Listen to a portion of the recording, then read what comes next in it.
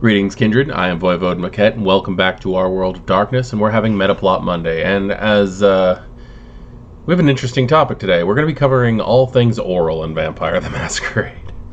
It is July 5th. I'm actually doing this on Monday. I usually try to do it the day before to try to get things rolling, so I'm sorry this is going to come out a little bit late. But it's July 5th. Yesterday was the 4th of July. Things were just kind of crazy at my house, and yeah, there was no way in hell I was working.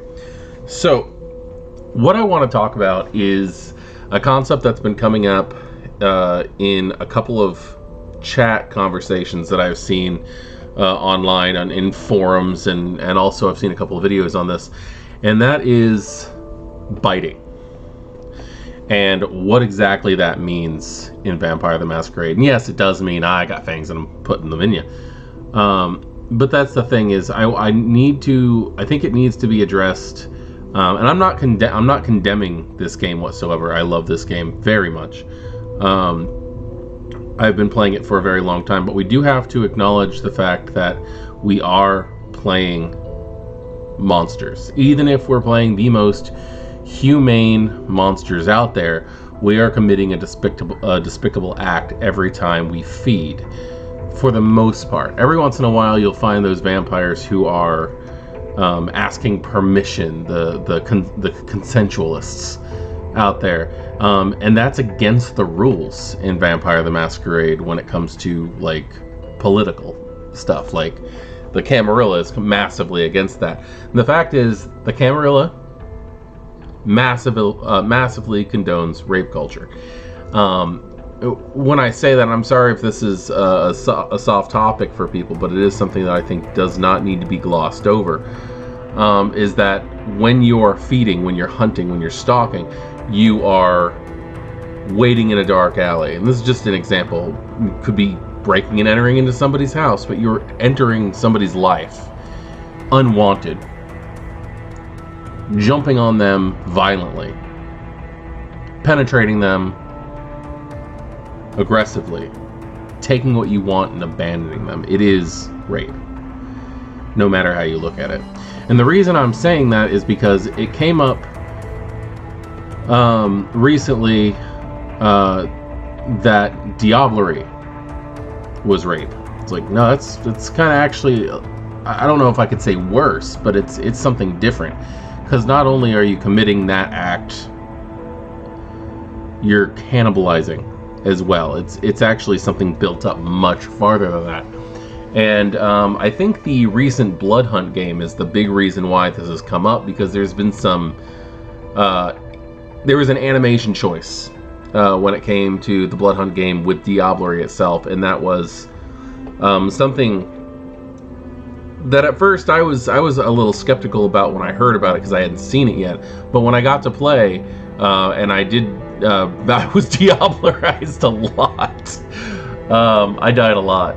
I suck at that game, but it's something that I do want to play and get better at. I will be doing a review on Blood Hunt in total, at least my final thoughts on it later. But the animation is when you have someone downed or incapacitated in the game, you can go up to them and then press F for feed. F is just the action button, truthfully. But you can press F and lift them above your head by their neck and drain them until death, diablerizing them, which heals you and gives you some boosts and stuff like that. It's actually pretty profitable for the Diablerist. But the fact is, they're holding them over their head and draining them out. And a lot of people had issues with the fact that they're not feeding the same way, that it's not like a bite-in kind of thing, that it seems so much more violent. But the fact is, it is that much more violent. In the Vampire the Masquerade novels, the Clan novels, the Fall of Atlanta series, there's a couple Diableries in there, specifically Khalil, the Ravno. The one that comes to mind is when he Diablerizes a young Ventru in her bedroom. it seems like a very forced sexual act. It is a very highly implied rape. It's supposed to make you uncomfortable. That's why it's said like that. Like, to the point where she ashes. Like, that's one of the few times that vampires are actually said to, like, ash after death, is when their soul has been forcefully ripped from their body. And he sits there on the floor almost as if he's looking at an adoring lover on the ground, and draws a little happy face in the ashes before he leaves. Like, he's a sick person. But the fact is, like, the way Diablerie has been portrayed over the years is very different. But the way that feeding and everything can be portrayed over the years, because I've played in quite a few games, and I've noticed that sometimes storytellers just kind of gloss over the feeding. Feeding is one of the aspects that I latch onto the most in my game, because I want people to understand that they're not just superheroes. We're not playing mutants. This isn't X-Men or Justice League or anything where you just have these amazing powers and every once in a while you have to take like a 5-minute breather to recharge or anything like that. That's not what we're doing. If we were interested in that, then there's games available for that. In Vampire the Masquerade, it's more the personal horror of, I have to do this to keep my survival abilities up. And I feel that it gets glossed over a lot. So to make up for that, I have 2 books in front of me today. I have Vampire the Masquerade First Edition from 30 years ago yesterday. Yesterday was Vampire the Masquerade's 30th birthday. So I would like to say congratulations to everybody who was involved in the original creation of that. Mark Ryan Hagen and all y'all. Thank you for everything that you've given to us, and we appreciate it. At least I appreciate it. And your game is still evolving, and I hope that you don't disapprove of it. So, that being the thing, I do have my Vampire the Masquerade old book. And I've got a couple pages here saved. And I want to go through this a piece at a time. First thing I want to talk about is biting. Biting in general. Yes, we are going to go over mechanics, so I'm sorry if this is boring to anybody, but I feel like it is a necessary thing. Under close combat maneuvers in the original book, in the old book, it says, bites. This maneuver is available only to vampires or other supernatural creatures with sharp teeth, such as werewolves. What the hell was with the inflection in that? The werewolves. A bite maneuver is a combat bite, intended to cause damage rather than to drain blood. Biting damage is aggravated. To use bite attack, the vampire must first perform a successful clinch, hold, or tackle maneuver. On the turn following the successful attack, the player may declare the bite attempt and make a roll using the modifiers below. Alternatively, the player can declare that the vampire bite to be a kiss attack. A kiss is resolved in the same way as a normal bite, but inflicts no health levels of damage. Upon connecting with the kiss, the vampire may begin to drain the victim's blood at a normal rate, and the victim is typically helpless to resist. Following the kiss, the vampire may, if she chooses, lick the puncture wounds of the kiss closed, thereby removing the evidence that she has fed. Your traits for the attack: dexterity plus brawl, difficulty normal, accuracy +1, and damage strength +1 if it's a full-on attack. Now, that does put a very interesting thought that when you are using your fangs for a kiss, it's a precision bite. It is I am slowly inserting the fangs, which is causing pleasure. Whether or not the victim wants it, it is an act of violation. So they are putting their fangs inside slowly. It's like you don't actually take damage when you get an injection from a needle. It might be a little sore later, but it doesn't actually cause you physical pain, or it doesn't actually cause you physical harm. And that's effectively what the kiss does. However, you can't lick the wounds of a bite attack when it's actually meant to cause damage. you can't, because you're ripping, you're gnawing, you're causing severe damage. So that is bite attack in Vampire the Masquerade 1st edition. A bite attack is also marked under close combat in Vampire the Masquerade 5th edition. It says, bite the foe if a vampire, 2 aggravated damage, bite attack on page 213.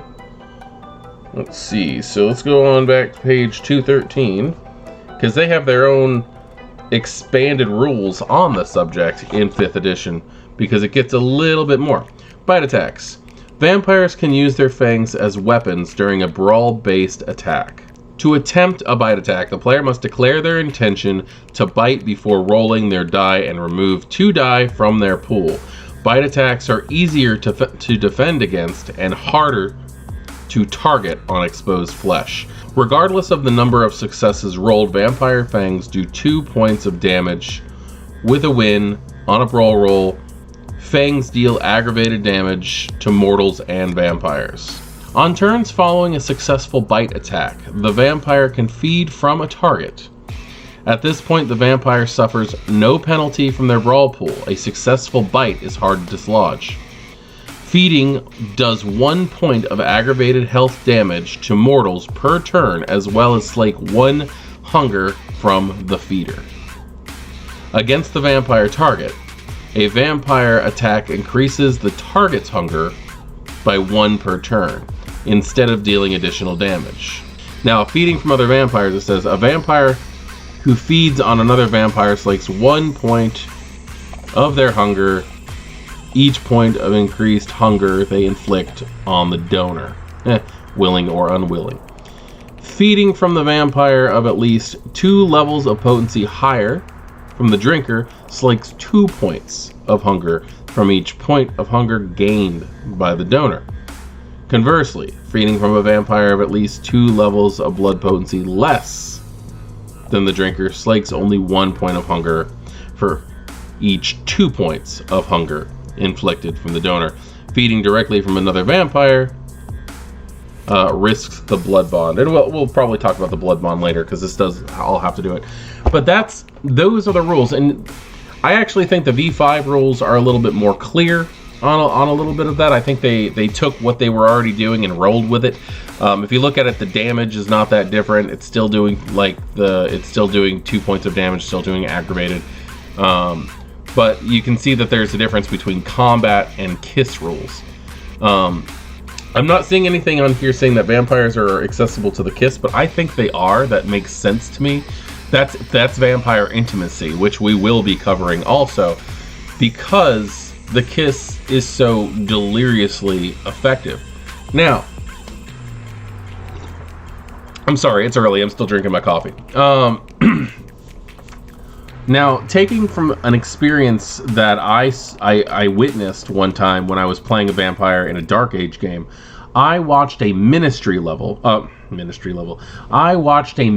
member. At that point in time, they were Setites.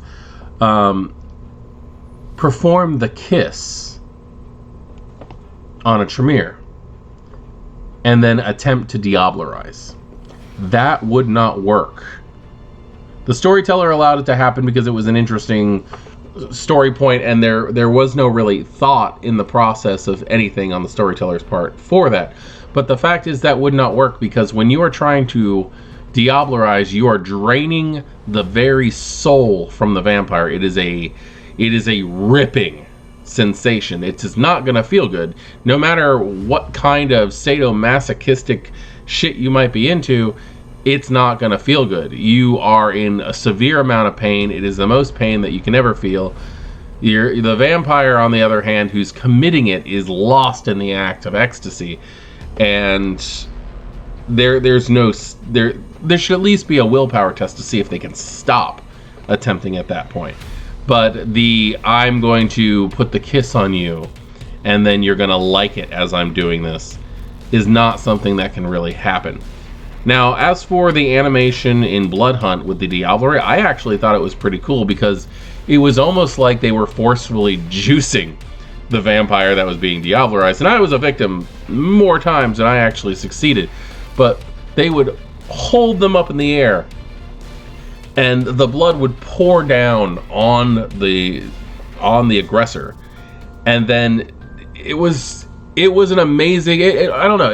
It brought forth memories of the old Legacy of Kain game with the way that they fed on that one from long distance feeding, almost like Theft of Vitae kind of situation, but more aggressive, more dirty. And I think it, for a cinematic factor, in a game that doesn't really mesh well with the tabletop concepts, I think that was a good way of portraying Diablerie, because it wasn't just another feeding scene like with the humans. So, moving right along, probably not going to mention that much more. The other thing I wanted to go after is Diablerie, and I've got Diablerie here on my first edition book. Diablerie. There is one thing that Elder Kindred dread even more than fire and the light of the sun. This is the sin known as Diablerie, or the Amaranth. Among Camarilla society, Diablerie is the ultimate crime. Those who practice it are subject to the harshest punishment imaginable. It is loathed and feared as cannibalism among mortal society.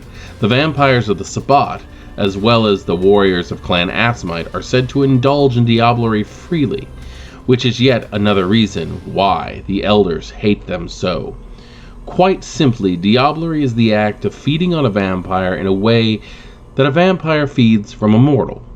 In so doing, not only does the murderer consume the victim's blood, and vampire blood is far, far sweeter than even the tastiest mortal, but the victim's powers as well.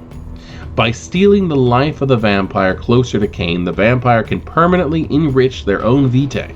In this manner can even the youngest vampires gain the power of the elders, should he have the strength and daring to wrest it from them. Elders know the crime as the Amaranth.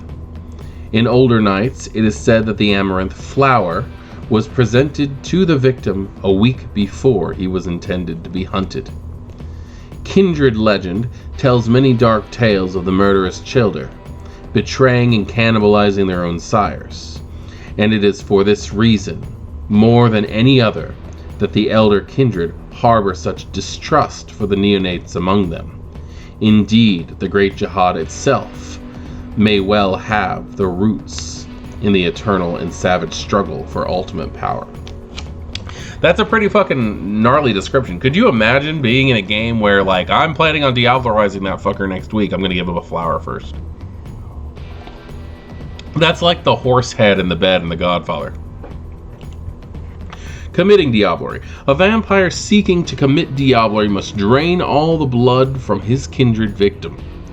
Following this act, the vampire must continue to suck, for according to Kindred legend, the very soul is withdrawn from the victim's body and taken into the Diablerist. At that point, that's where I would say you cannot use the kiss anymore.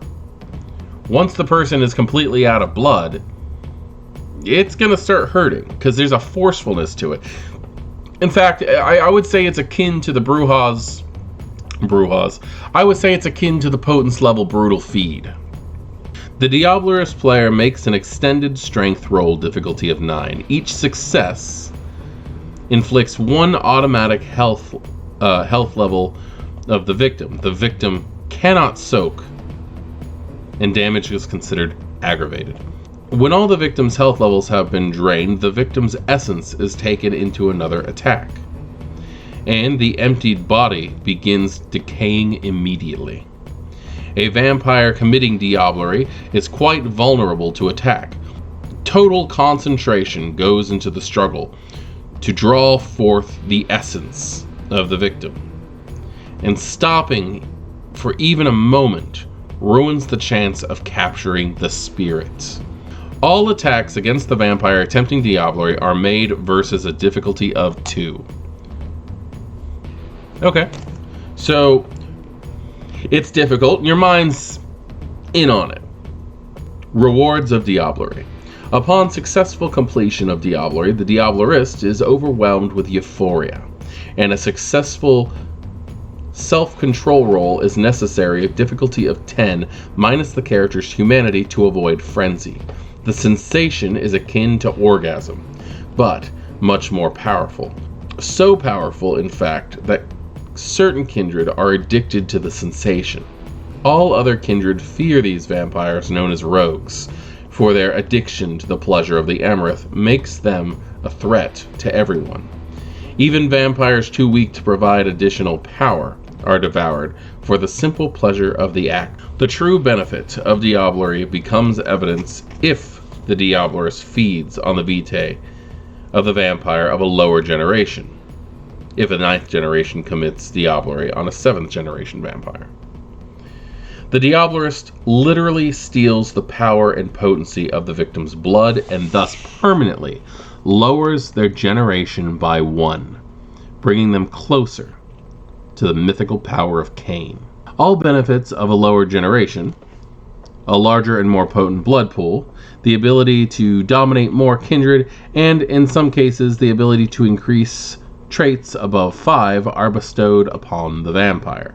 If the victim was of much greater power, 5 or more generation levels, then the Diablerist, as storyteller, may rule that the predator lowers their generation by more than 1 step. This is particularly likely if the victim was an ancient, 2,000 years plus of age. It would not be unreasonable for a 12th generation neonate who drank the blood of a 3,000-year-old member of the 5th generation to advance 3 or even more generation steps. Ultimately, this decision rests with the storyteller's hands. Moreover, drinking the vitae of elder vampires can induce a temporary increase of Diablerist's discipline's level by 1, 2, or even more dots, as the potent blood augments the predator's own mystic arts. If the vampire was several generations removed from the Diablerist's own generation, the effect can seem miraculous, even if they're short-lived. These increased powers last for a single scene unless the storyteller decides otherwise. To commit Diablerie, the Diablerist must take blood directly and immediately from the victim. The blood may not be stored for later use. Moreover, only one Diablerist may commit the act on a given victim. A pack of neonates cannot swarm an elder like hungry sharks, no matter how potent the victim's blood. The Tremere and Assamite clans are rumored to have developed mystic means to bypass one or both of these prohibitions.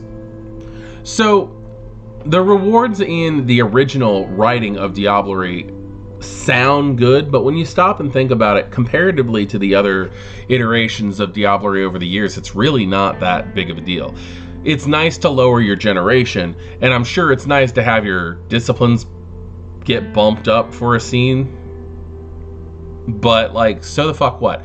I played a serial Diablerist, but I did it for my own reasons. I was playing a Path of Cain character, and it was house rules that we used the Dirty Secrets of the Black Hand Diablerie, which gives you basically memories and everything of the victim if you do it ritualistically.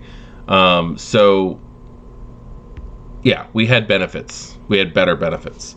But, like, there's really not much there. In later editions, I know in LARP, at least, we got 2 XP per victim. That was a thing. Which was nice, and which, it sounds horrible, I'm going to destroy your character so completely for 2 XP. But we were only getting 1 to 3 XP a week, so that 2 XP kind of gave us a huge bump. I'm a terrible person. The perils of Diablerie. Committing Diablerie seems like the perfect crime to many power-hungry neonates. There is no body left when the deed is done, as most vampires over a decade old quickly rot into unrecognizable mounds of carrion. Without solid evidence, it is difficult for even the most despotic prince to make an outright accusation of murder. But those who commit the atrocity soon learn that Diablerists wear the evidence of their crime in their very soul. That's actually quite interesting, because that states that if you are diablerizing, you're probably diablerizing somebody who's that much older, and if a vampire is over a decade old, they're probably just going to dust at that point. But it doesn't say anything about diablerizing anybody younger, and that you might leave more evidence behind if they're younger. See, the way that I was always taught, and this is great because we're learning together. Let's learn together. Let's learn Diablerie. It's Diablerie lesson. D is for Diablerie, a tasty meal. Now, the way that I always learned it is that the act of Diablerie was so fucking violent that it actually just rattled everything so bad that the vampire literally ashed, no matter how they are. If somebody was embraced and 5 minutes later was diablerized, they would ash because of the desecration of their soul that was being committed. But here it actually has more of a practical sense to it. Vampires with Auspex discipline can detect the Diablerist by using aura perception. The stolen energies of the vampire mingle with the energies of the Diablerist, leaving a thick black marks running across the Diablerist's aura. These marks stand out as clearly as motor oil on a crystal clear pond, covering the softer colors of the vampire's own aura and betraying the crime beyond question. Not all vampires know of Diablerie or the stains it leaves behind. Many younger kindred might simply question the odd discolorations on the vampire's aura. Most elder vampires understand what the stains mean, though, and could well call for the Diablerist's immediate punishment, or use the information as blackmail at a later date. These marks remain in evidence a number of years equal to the difference between the victim's generation and the Diablerist's original generation. Minimum 1 year, even if the victim was a higher generation. That's actually very interesting, because later on it was just marked as a year. It changed. You didn't have to do the math of the generations. So that's a very interesting. I wonder, does anybody still use that? Serious question. If anybody who's a veteran player who started with this thought of Diablerie, do you still use it lasts the difference, the margin between the generations? That I want to know. In example, if a 12th generation vampire drinks the blood of a 9th generation vampire, becoming 11th generation in the process, the evidence remains in its aura for 3 years. Additionally, practitioners of thaumaturgy can use Path of Blood to detect the Diablerist's sin even centuries after the crime is committed. For this reason, and for many other, practitioners of the Amaranth fear the Tremere. We just fucking hate the Tremere anyway. Even those without special perceptions often sense a taint about the Diablerist. For 1 month per generation removed from the victim, a Diablerist gives off a vibe that leaves more sensitive kindred unsettled. That's nothing that we've ever used before. That's interesting. That's interesting. The kindred in question may not actually know what the Diablerist did, but they feel uncomfortable around him just the same. A player whose vampire comes in contact with a Diablerist may make a perception roll, difficulty of 12, minus the sensing vampire's humanity rating. Vampires with a high humanity are more aware of such things.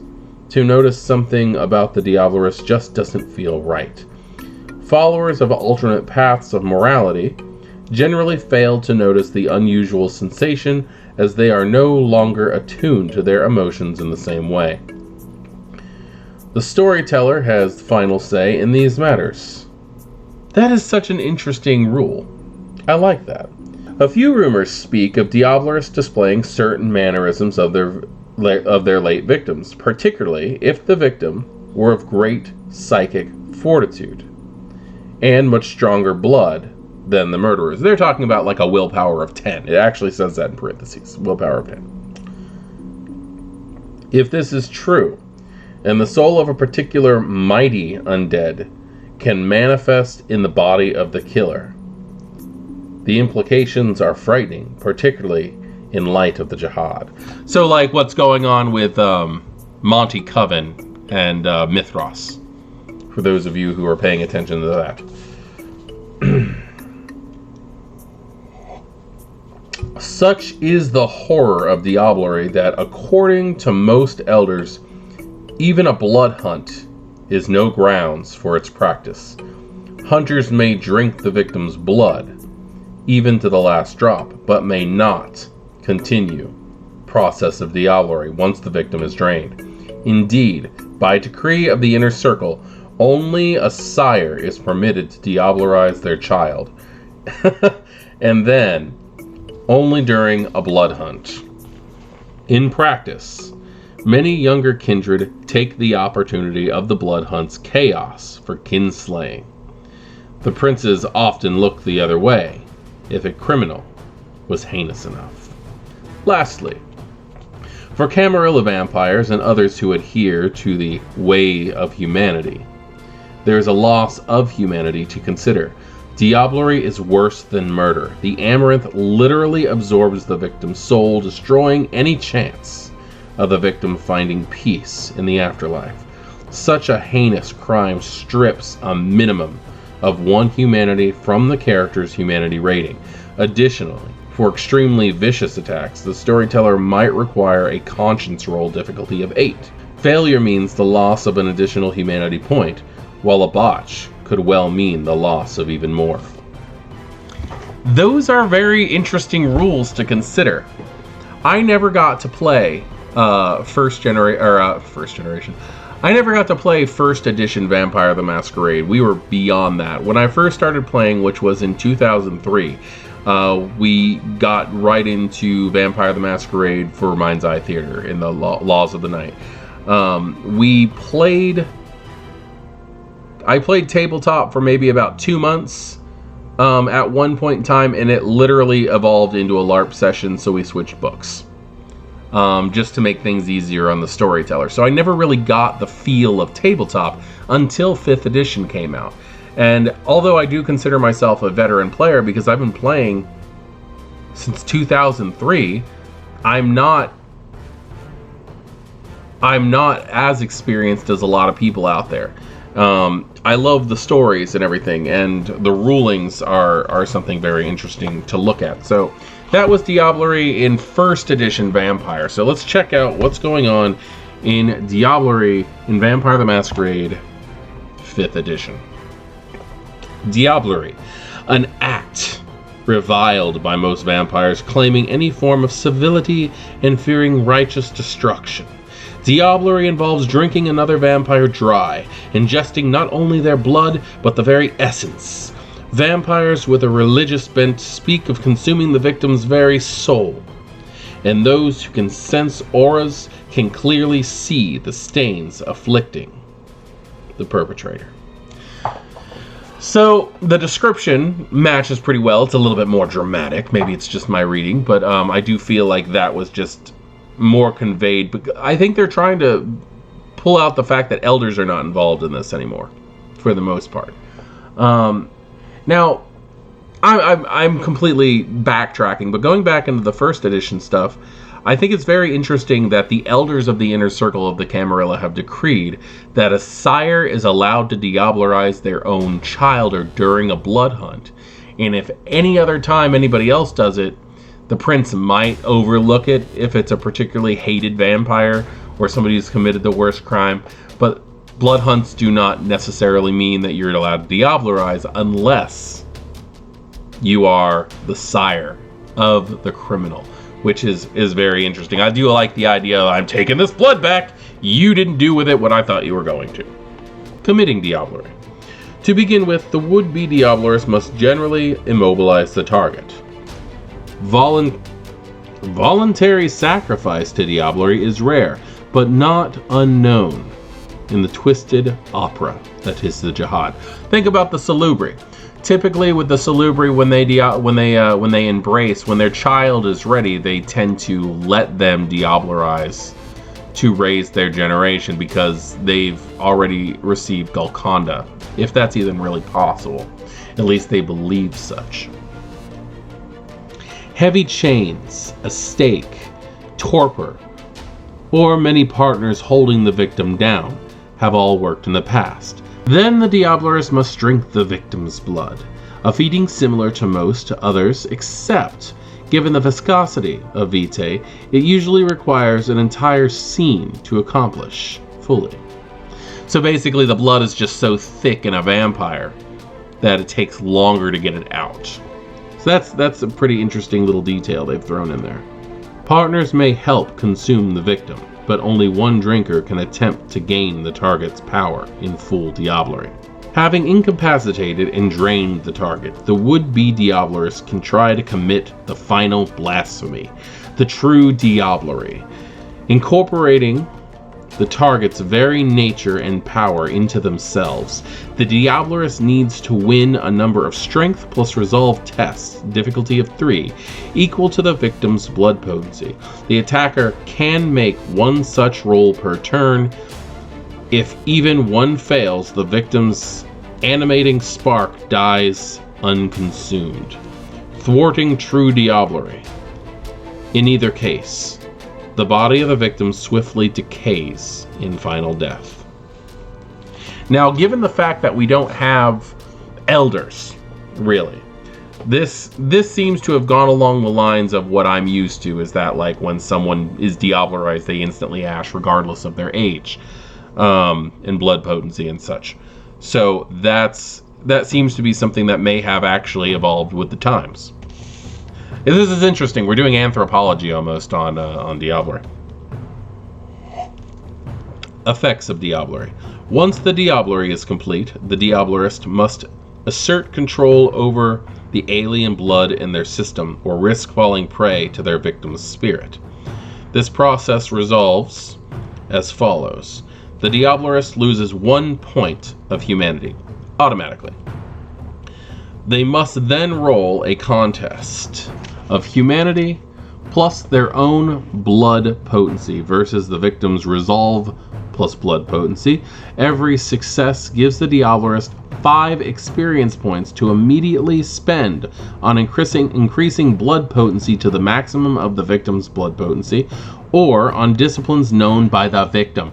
That is a hell of a benefit. That is a hell of a benefit. From literally getting nothing to getting 2 XP that I was used to getting 5 XP per success of that roll to spend on your blood potency to match, which would, if spent enough, lower your generation, which makes a lot of sense. Vampires are known for directing blood in one direction or another, and it's like if they're directing that blood into the very essence of themselves, they could very well drop generation. However, if they're directing the blood into discipline use, then their disciplines will increase, and maybe if you're lucky, you'll have enough XP to do both. But that's neat. That's just neat. Should the roll fail, the Diablerist loses an additional point of humanity for each success by which they failed. If the failure corrodes their humanity to 0, their prey's mind replaces the Diablerist's.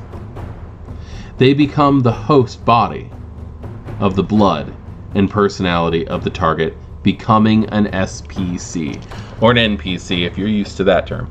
So, if you Diablerize a person and you fail to the point where they've taken over, it says that you become an NPC. At that point, I'd offer, if the victim was another player character, as a storyteller, I would say, do you want this character sheet?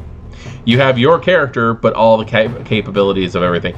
Basically, I would replace the social and mental.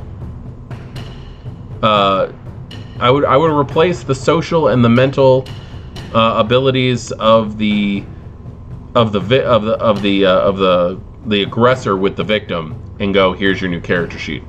I think that's actually something that I'm used to also, is somebody just getting Diablerized, losing the tests, and having their character sheet handed to somebody else, and you've lost your character at that point. There is a risk to this, obviously. If the victim was of lower generation, the Diablerist lowers the generation by 1. Black veins become visible in the Diablerist aura. They persist for a year. Or if the Diablerist generation was lower than the prey, they persist for a number of years equal to the original difference in generation.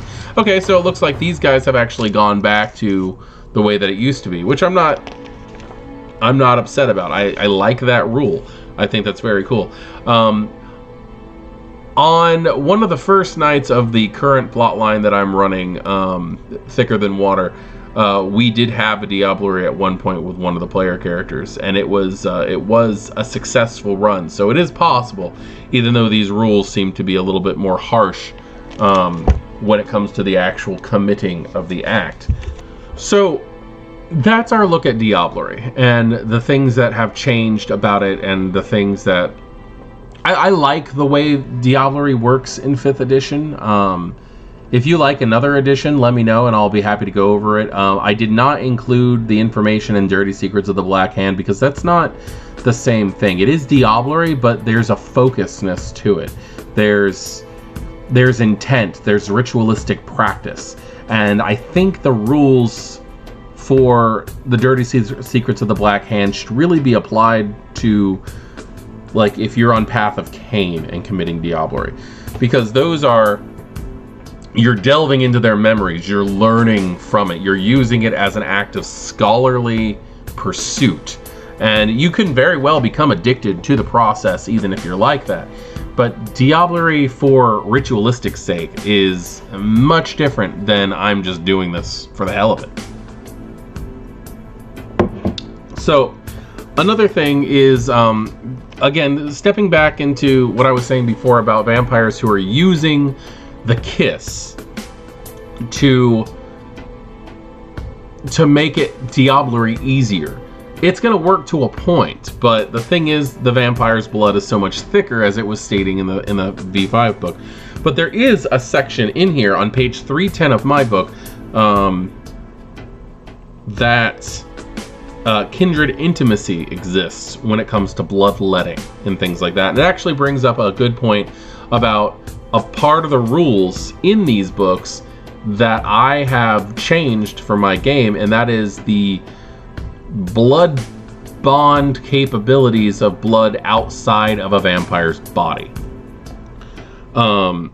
In my game, we've stated that the blood bond can be passed to humans up to an hour after it's left the vampire's body. That way, blood bonding is still something that can happen stealthily.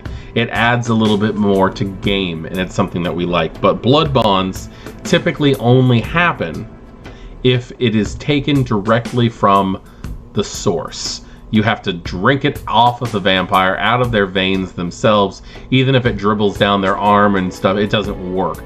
You have to drink directly from the source. But in my game, like I said, we homebrewed a rule basically saying that you have an hour of blood potency to be able to bond a mortal.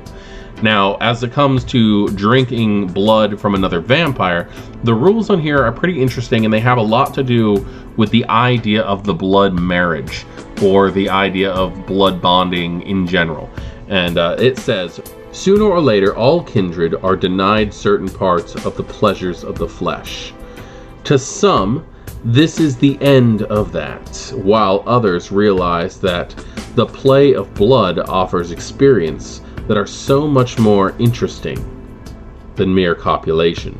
Intimacy does, however, carry its own set of dangers, as vampires lost in the throes of passion are prone to sip straight from the source, thereby exposing themselves to the dreaded blood bond. Unscrupulous vampires callously use this fact to their own advantage, using their powers of seduction to inflame their lovers to the point where they cannot resist this urge. Conscientious vampires use all sorts of methods of protection to edge closer to the front without actually going there, denying themselves the true pleasures of the kiss. That is such an interesting set of wordings, because I think we've all had, well, we might not have all had that relationship, but I'm sure we've all had that. I'm sure a good number of us have had that set younger, where you know you're not allowed to go past a certain point in physical reactions with somebody, like, but you're still all worked up. How tempting is that? How tempting is it to go past that border, to cross that line you know you're not supposed to? That sense of adrenaline that comes with it, and then you're just gonna, did you stop when you were supposed to? That right there can equal a vampire's blood bond. And I would assume a good portion of us all had that heart racing lack of self-control when it comes to these kind of things, and I think they've pinpointed the emotions perfectly with this. This could be cutting and dripping, letting the blood flow a little while along the body, hopefully long enough to cool off its bonding properties. Others imbibe only small drops, cutting and only licking, not swallowing, and so on. Provided that both parties are doing their best to play safe, avoiding stepping closer to the blood bond requires a simple composure plus insight test versus a difficulty based on the level of precautions taken.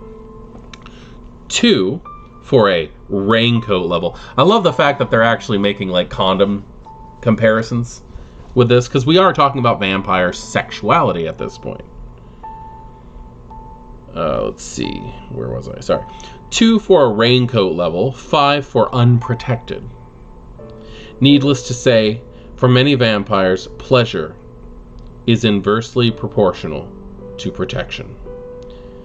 Manipulating someone into crossing the line is a contest of charisma or manipulation plus performance versus composure plus insight.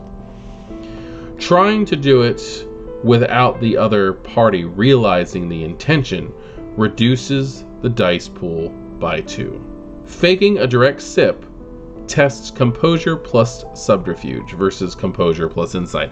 So you can actually not only try to seduce someone into taking the blood bond, but you can actually trick somebody else into thinking that you are also submitting to it. That makes things very interesting when you think about the wedding of Victoria Ash, because she's a master of seduction.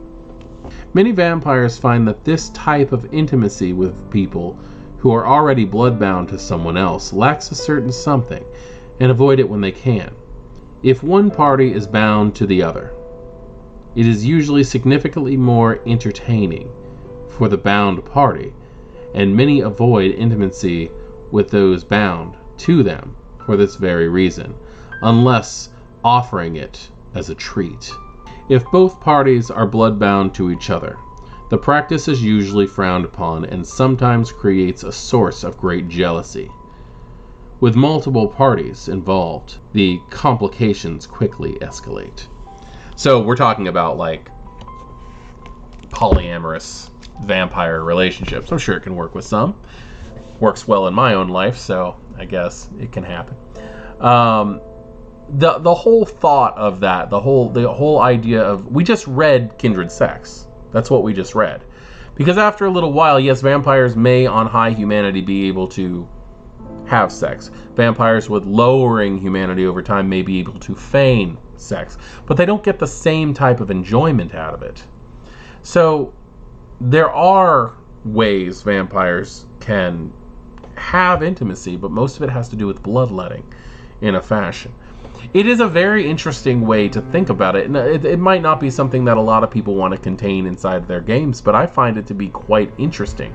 Maybe one of the what we consider a yellow rule in the game. We use the traffic light system in our game because we do understand that we are dealing with adult contents.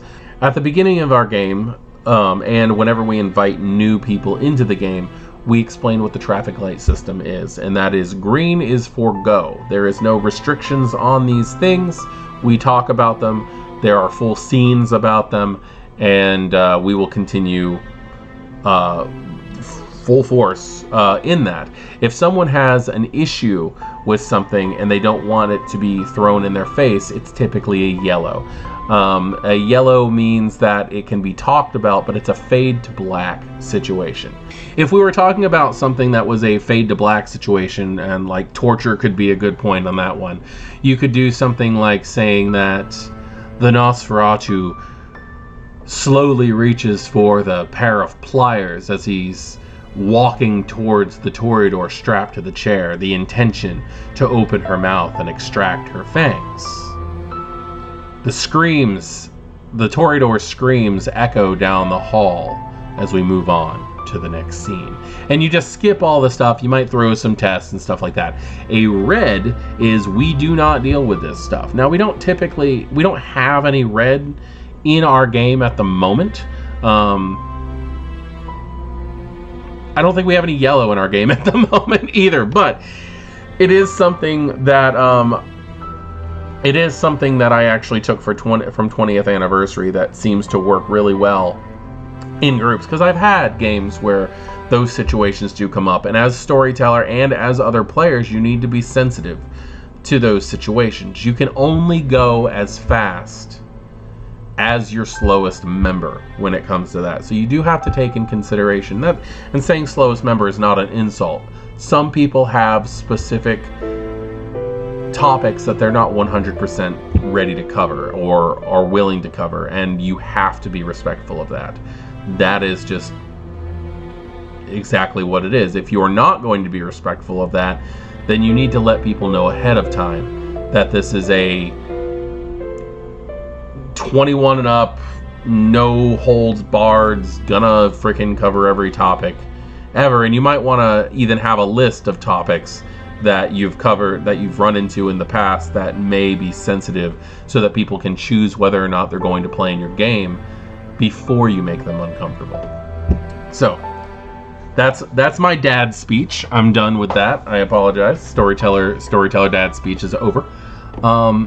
But as you can see, what we've covered here is the evolution of not only Diablerie, which I think was a very interesting read through, but also the idea of biting and pretty much everything oral in Vampire all the way around.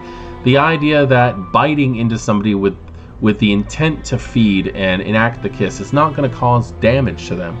It's going to cause pleasure, whether they want it or not. That's a violation. That is a violation if you're doing it against somebody that they do not like. And extremely high humanity vampires may even have to throw humanity tests just for realizing that they are being predators. They are stalking. They are being monsters in the night. And they are taking advantage of people regardless. Vampire the Masquerade has a hint of rape culture in it. And it is just something that's there because sometimes it's therapeutic to play the monster, to do the things that we know we aren't supposed to do. Sometimes it's therapeutic to be able to bypass problems that you have in your own life by performing these things as a fictional response to it, to being able to put it forth in your life that this is not real, and that it's time to separate true life from fantasy. And that can help people. I know myself, I've used Vampire the Masquerade as therapy for as long as I've been in it. And if you guys are interested in why I game, and I'll be happy to give you that more. We'll have a drink, we'll sit down, and we'll have a talk if you guys want, because it is a deeply personal story on why I play it and where my storytelling style comes from, and it's important to me, and I don't know if it's important to you, but it is available to you if you guys want it. But on that, we've covered everything from biting as an attack. We've gone from you need to grapple or tackle or clinch the victim before you can bite into them, to the rules are not as important anymore, that it's all about story and fluidity. And I personally enjoy that because I'm a storyteller mostly. I don't care about the math. I don't care about any of that thing. If anybody's like, oh, I'm going to grab this person, I go, okay, well, that's a human and you're a vampire. I think you're going to get it. I barely ever throw tests when it comes to feeding like that unless there's a reason to. So, but we also got to see what Diablerie is, the most heinous crime in Vampire the Masquerade, and how it started as this... People, they used to warn each other that like a week before Diablerie, they'd send an amaranth flower to them. That's fucking crazy. There was actually, stepping back into a little anecdote, a few years ago, I think it was probably about, see, my son's 14 now, and he was about 3 at the time. So yeah, we're dealing with like a decade ago. Jesus Christ. Fuck. Anyway, about a decade ago, we had a LARP game going on my property when I was storytelling, and the Toreador Primogen of the game was a player character, a good friend of mine by the name of Mike, and when he became targeted by some Sabbat players, because we were doing a multi-faction game, we did have some Sabbat, we did have some Camarilla in the game. They painted, because it was a Toreador, they wanted to really, really stick it to him. They wanted to mentally torture him first. They painted an amaranth, and they sent it to his haven, and expected him to know what it was. And he did, actually, because this character, where the character was a lofty elder, but also the player had done research, and he had read what that was, and oh my god, he was terrified. He didn't know where it came from, who it was. The players didn't know what sides anybody was on for the most part. Like, the Sabbat were hidden. And oh my god, it was amazing to see the look on his face when he realized what it was, the painting that was delivered to him. But anyway, that is a lot to think about. If anybody has any thoughts on Diablerie, details on Diablerie, or just like little stories they want to share about how it's a thing, or feeding in general, because in my mind, feeding is one of the major points of Vampire the Masquerade. We're not here to play superheroes, as I said at the beginning of the video. We're not here to just miraculously have powers and play supernatural creatures without consequence.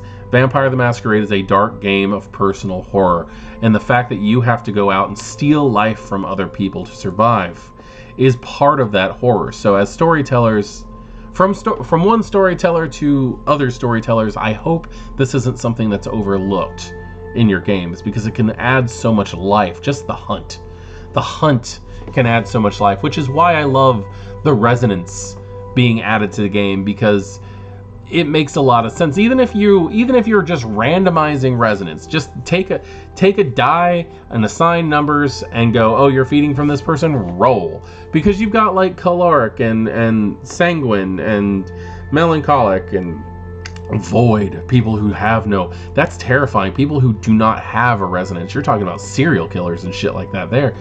But like, there's so much reason to actually stop and think about who you're feeding from, and as a storyteller, who they're feeding from. What's going to be the consequences of feeding from certain people? Are people going to become addicted to certain resonances? Vampire the Masquerade has definitely cracked down on what vampire is in 5th edition, stepping back from rules for the most part, but also adding some intense optional rules for those who want it. I'm doing both. I love the fact that I can do the 3 and done, like the three tests and you're out, major tests for important situations. But I love the fact that we can have, like, our last session that we ran in weeks. I stopped to ask them like what they did during the week, and it just turned into the entire session. We didn't even get to the next chapter of the story because we spent 4 hours on their in weeks on that one, and it became just such a amazing thing, because like we had, and it wasn't all like crazy shit. We had one vampire who spent the majority of his time moving havens. He was supposed to use his in-weeks to move havens. He got called out of it to do other shit for people, but like his idea was, I'm literally moving into a new haven. So you got to see the everyday life on that one. We got to see interactions between people and their touchstones. We got to see investigations that would normally go overlooked, that would just be a couple of tests, turn into full scenes. We got to see sires and childer get into intense conversations and arguments that led to realizations and revelations in the game. Like, we had an amazing night, and I can't wait to share that with you. I gotta trim down that video and possibly redo it, just because I'm remembering more things. But Vampire the Masquerade is such a cool game, and the fact that it is Vampire the Masquerade needs to be taken into consideration. Biting is a massive part of Vampire the Masquerade. If you never Diablerize, congratulations, you're a great person. If you do Diablerize, there are some amazing benefits to it, some major risks to it. And it can become a whole story in and of itself if someone Diablerizes and them not getting caught. I really do think the reason this conversation is coming up here is because of the whole Blood Hunt game that we got 2 days to play. And the fact is, no, it was not set to match anything with the tabletop game at all. It was a battle royale game, which doesn't fit into Vampire the Masquerade whatsoever. But it was fun. But the mechanics of it need to be taken into consideration when it comes to the Diablerie and the feeding, and even that game has resonances. There's a lot to think about there on my part. I hope you guys do too, and I'd love to hear back from you on that.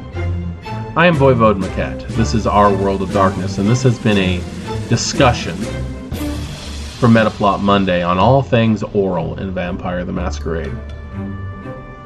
Good evening.